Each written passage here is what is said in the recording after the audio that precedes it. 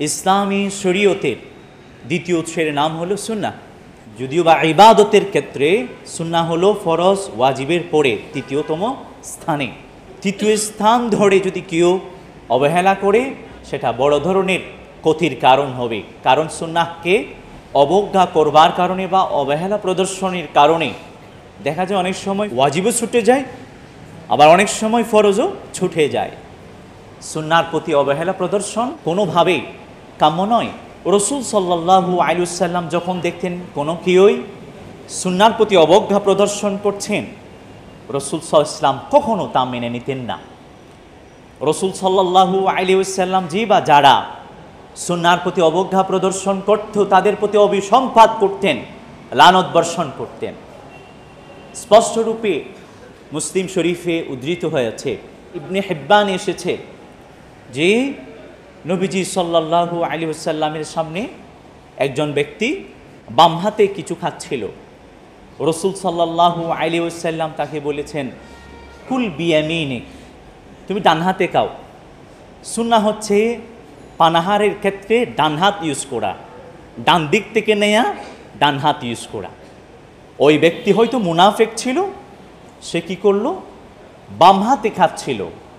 রসুল সাল্লাল্লাহু আলাইহি ওয়াসাল্লাম বলেছেন, কুল বিয়ামিনিক, তোমার ডান হাত দিয়ে তুমি খাও, বাম হাত দিয়ে খাচ্ছ কেন? যেহেতু জনসমক্ষে ছিল, এটা আমাদের ক্ষেত্রে অনেক সময় হয়, নাউজুবিল্লাহ। জনসমক্ষে কোনো কিছু বলা হলে অহংকার মেতে ওঠে। অহংকারের কারণে অনেক সময় তা ভালো হলেও গ্রহণ করি না। ওই ব্যক্তি কি করলো, গ্রহণ করলো না। সে বলল, লা আস্তাতিউ, আমি ডান হাতে খেতে পারি না। রাসূল সাল্লাল্লাহু আলাইহি ওয়াসাল্লাম হুট করে তাকে বলে ফেললেন, লাস্তাতা, তুমি তো অহংকারে বসে এ কথা বলেছ। তুমি যেন কিয়ামত অবধি, মৃত্যু অবধি যেন ডান হাতে আর কোনো কিছু খেতে না পারো। এভাবে বদদোয়া করেছেন। যিনি হাদিসের রেওয়ায়েতকারী তার নাম হলো সালামা ইবনে আকওয়া।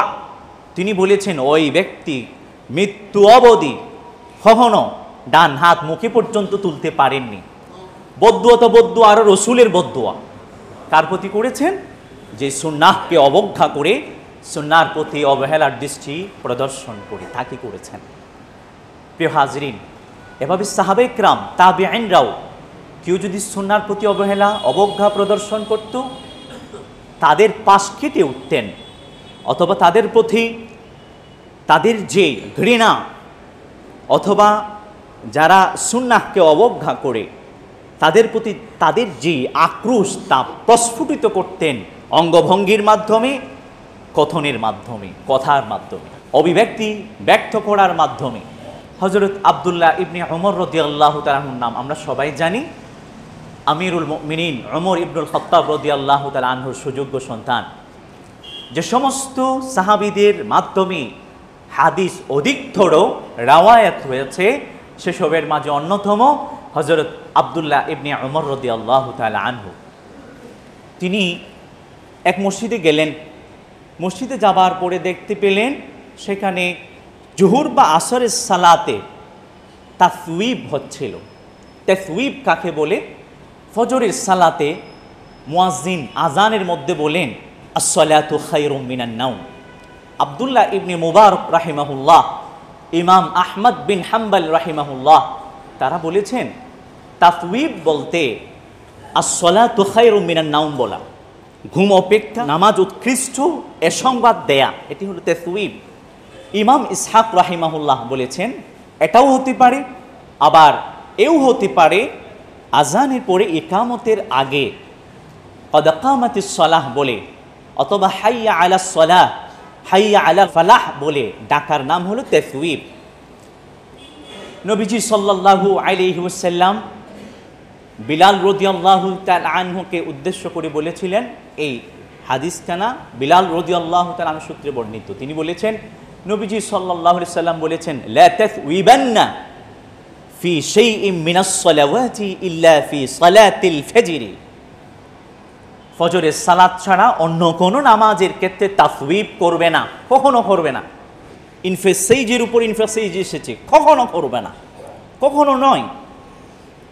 রাসূল সাল্লাল্লাহু আলাইহি ওয়াসাল্লাম তাসওয়িব করতে ফজরের সালাত ছাড়া অন্যান্য নামাজে নিষেধ করেছেন। আব্দুল্লাহ ইবনে ওমর রাদিয়াল্লাহু তাআলা একটি মসজিদে প্রবিষ্ট। সেখানে দেখতে পেলেন কেউ একজন তাসবিহ পড়ছিলেন জুহুরের সালাতে অথবা আসরের সালাতে। তিনি বললেন এটা তো বেদাত। রাসূল সাল্লাল্লাহু আলাইহি ওয়াসাল্লাম তো ফজরের নামাজের ক্ষেত্রে বলেছেন, জুহুর আসরের নামাজের ক্ষেত্রে বলেননি উখরিজ বিনা মিন হাযিহিল মুবতাদিআ, তোমরা আমাকে নিয়ে এই মসজিদ থেকে, এই বেদাত্তি সম্প্রদায় থেকে বের হয়ে যাও। ফাখরাজা মিনহু, সে সেখান থেকে বের হয়ে গেল। ওয়ালাম ইউসাল্লি ফিহি, সেখানে নামাজ পড়ল না। হযরত আব্দুল্লাহ ইবনে উমর রাদিয়াল্লাহু তাআলা এভাবে সুন্নাহকে অবজ্ঞা করবার কারণে, যারাই অবজ্ঞা করেছে, সুন্নাহকে গ্রহণ করেনি, বেদাত করেছে, কুসংস্কার করেছে, তাদের থেকে পাশ কেটে নিজেকে নিজে কেটে নিয়েছেন, কেটে পড়েছেন, আলাদা হয়ে গিয়েছেন।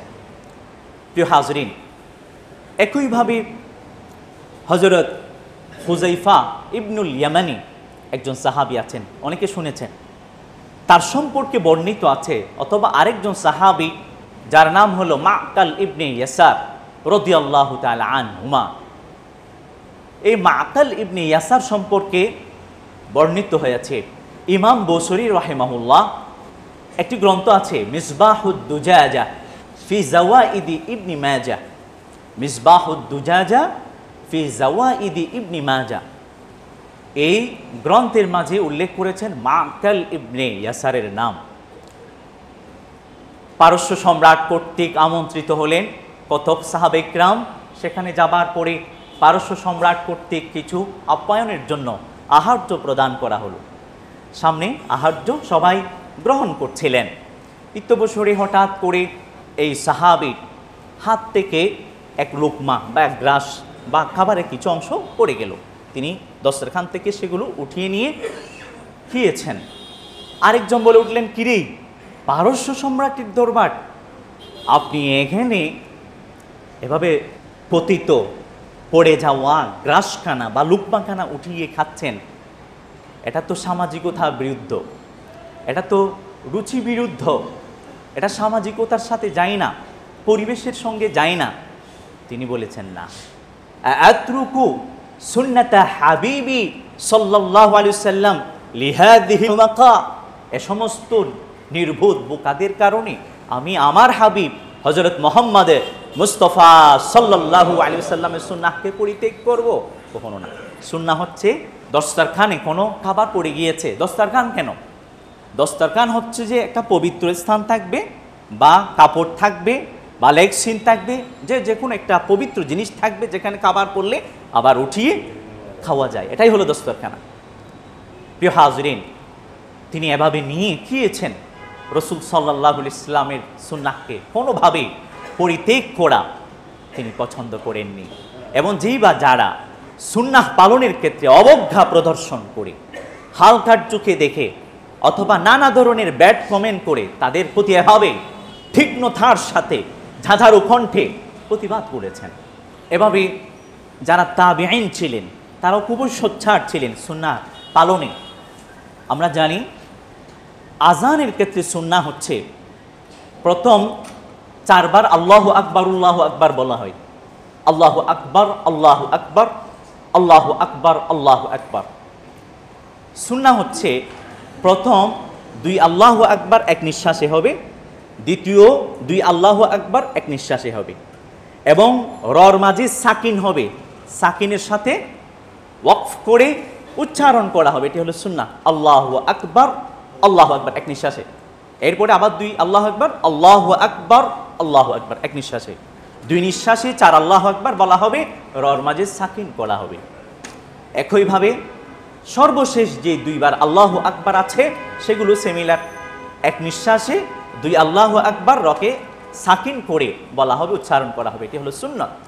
এবং আজানের মধ্যে বাকি যে সমস্ত বাক্যগুলো আছে এগুলোর ক্ষেত্রে সুন্নাহ হচ্ছে তাজবিদ অনুযায়ী যদ্দূর টানার দরকার সেটি সেদ্দূর টানা, এবং প্রত্যেকটা কালিমা শেষ করে নিঃশ্বাস ত্যাগ করা, নিঃশ্বাস ত্যাগ করা। আপনারা অনেক সময় খেয়াল করেন, অনেকে খেয়াল করেন না, আজান শেষে দেখবেন, আজান যখন দিচ্ছেন মুয়াজ্জিন প্রত্যেকটা কালিমার শেষে শেষে তিনি দীর্ঘক্ষণ সময় নেন, ওয়াকফ করেন, সাকিন করেন, এটাকে পস গ্রহণ বলা হয়, পস নেন, এটা সুন্নাহ। হযরত ওমর ইবনে আব্দুল আজিজ রাহিমাহুল্লাহ একজন তাবী ছিলেন, বিশিষ্ট তাবী, আপনারা অনেকে চিনেন জানেন। ওমর ইবনে আব্দুল আজিজ রাহিমাহুল্লাহ দরবারে একজন মুয়াজ্জিন আসলেন, তিনি আজান দিলেন। আজান এমনভাবে দিলেন যে আজান সুন্নাহর আলোকে হয় না, তিনি খুব টেনে টেনে তাজউইদের যে কাওয়াইদ তা বহির্ভূত আজান দিলেন, সুন্নাহর আলোকে দেননি। তাকে ধমকিয়ে ওমর ইবনে আব্দুল আজিজ রাহিমাহুল্লাহ বলেছেন, আযিন আযানান সামহা, স্বাভাবিকভাবে সরলভাবে আজান দাও, ওয়া ইল্লা ফাতাজিলনা, যদি তা না দিতে পারো এখান থেকে বের হয়ে যাও, এখান থেকে কেটে পড়ো, যাও। এভাবে ধমকালেন সুন্নাহ পালন না করবার কারণে। প্রিয় হাজরিন, তাহলে দেখা গেল সুন্নাহ পালন না করলে রাসূল সাল্লাল্লাহু আলাইহি ওয়াসাল্লামের অভিশাপ কুড়াতে হয়, রাসূল সাল্লাল্লাহু আলাইহি ওয়াসাল্লামের লানত অভিসম্পাত প্রাপ্ত হতে হয়। সুন্নাহকে অবজ্ঞা করবার কারণে সাহাবায়ে কেরাম তাবিঈন এভাবে কঠিন ভাষায় ধমকিয়েছেন। কাজেই আমরা যেন সুন্নাহর পালনে ইস্পাত কঠিন সংকল্পবদ্ধ হই, সুন্নাহ পালনে যেন আমরা খুবই যত্নশীল হই। ফলশ্রুতিতে সুন্নাহ পালনের কারণে আমরা রাসূল সাল্লাল্লাহু আলাইহি ওয়াসাল্লামের সঙ্গে জান্নাতে একত্রিত হতে সক্ষম হব ইনশাআল্লাহুল আজিজ। আল্লাহর রহমত, আল্লাহর মার্জনা, আল্লাহর ভালোবাসা অর্জনে সক্ষম হব ইনশাআল্লাহুল আজিজ। আল্লাহ আমাদের প্রত্যেককে সুন্নাহ অনুপাতে আমাদের ব্যক্তিগত জীবন, পারিবারিক জীবন, সামাজিক জীবন, রাষ্ট্রীয় জীবন, সর্বোপরি আন্তর্জাতিক জীবন পর্যন্ত যেন ঢেলে সাজাতে পারি তৌফিক নসিব করুন, বলুন আমিন। প্রিয় হাজরিন, রাসূল সাল্লাল্লাহু আলাইহি ওয়াসাল্লামের সুন্নাহ ব্যক্তিগতভাবে যেভাবে ছিল অনুরূপভাবে পারিবারিকভাবেও ছিল, সামাজিকভাবেও ছিল, রাষ্ট্রীয়ভাবেও ছিল, আন্তর্জাতিকভাবেও ছিল। আমরা সুন্নাহ মানে মনে করি অনেক সময় শুধু নামাজের কিছু সুন্নত আছে মনে হয়, ওযুর কিছু সুন্নত আছে মনে হয়, এগুলো ফলো করার না। মনে রাখবেন রাসূল সাল্লাল্লাহু আলাইহি ওয়াসাল্লামকে পৃথিবীতে প্রেরণের পেছনে 4টি বড় বড় মিশন ছিল। সূরাত আলে ইমরানে যা এসেছে, লাকাদ মান্নাল্লাহু আলাল মুমিনিন ইয বা'আথা ফীহিম রাসূলাম মিন আনফুসিহিম ইয়াতলু আলাইহিম আয়াতিহি ওয়া ইউযাক্কিহিম ওয়া ইউআল্লিমুহুমুল কিতাবা ওয়াল হিকমা ওয়া ইন কানু মিন ক্বাবলু লাফী দালালিন মুবিন। আল্লাহ পাক রব্বুল আলামিন বলেছেন, আমি মুমিনদের প্রতি বড় ইহসান করেছি, তাদের মধ্য থেকে একজনকে রসুল হিসাবে প্রেরণ করিয়ে, যার 4টি মিশন। একটি হলো কোরআনুল কারীমের আয়াতগুলোকে আবৃত করে, তিলাওয়াত করে, রিসাইটেশন করে মানুষকে শোনানো। দ্বিতীয় নাম্বার হচ্ছে ওয়া ইউযাক্কিহিম, মানুষের আকীদা, বিশ্বাস, আধ্যাত্মিকতা, মন মানসিকতা ইত্যাদিকে পরিশোধন করা। ওয়া ইউযাক্কিহিম ওয়া ইউআল্লিমুহুমুল কিতাব, কোরআনুল কারীমের সাধারণ অর্থ, গভীর অর্থ, কোরআনুল কারীমের সাধারণ ব্যাখ্যা, গভীর ব্যাখ্যা, গভীর ব্যুৎপত্তি সম্পর্কে মানুষকে জানান দেয়া। ওয়া ইউআল্লিমুহুমুল কিতাব, সঙ্গে সঙ্গে কোরআনে যা বলা হয়েছে 23 বছর জীবন জুড়ে প্রতিটি উচ্চারণ, আচরণ, কর্মকথন, সমর্থনের মাধ্যমে তা মানুষকে ব্যাখ্যা করে জানিয়ে দেয়া। সেজন্য সুন্নাহ হলো তাফসীরুল কোরআন ওয়া তাবয়ীনুহু, কোরআনুল কারীমের তাফসীর এবং বিশদ বিবরণ। প্রিয় হাজরিন, রাসূল সাল্লাল্লাহু আলাইহি ওয়াসাল্লাম কোরআনের ব্যাখ্যা দিতে এসেছেন। কোরআন আমাদের কেবল ব্যক্তিগত জীবনের জন্য নয়, আন্তর্জাতিক জীবন পর্যন্ত প্রত্যেকটা জীবনের প্রত্যেকটা কোনো মুহূর্তের জন্য, প্রত্যেকটা ক্ষেত্রের জন্য, প্রত্যেকটা পলকের জন্য, সব সময়ের জন্য, সর্বমহলের জন্য কোরআন।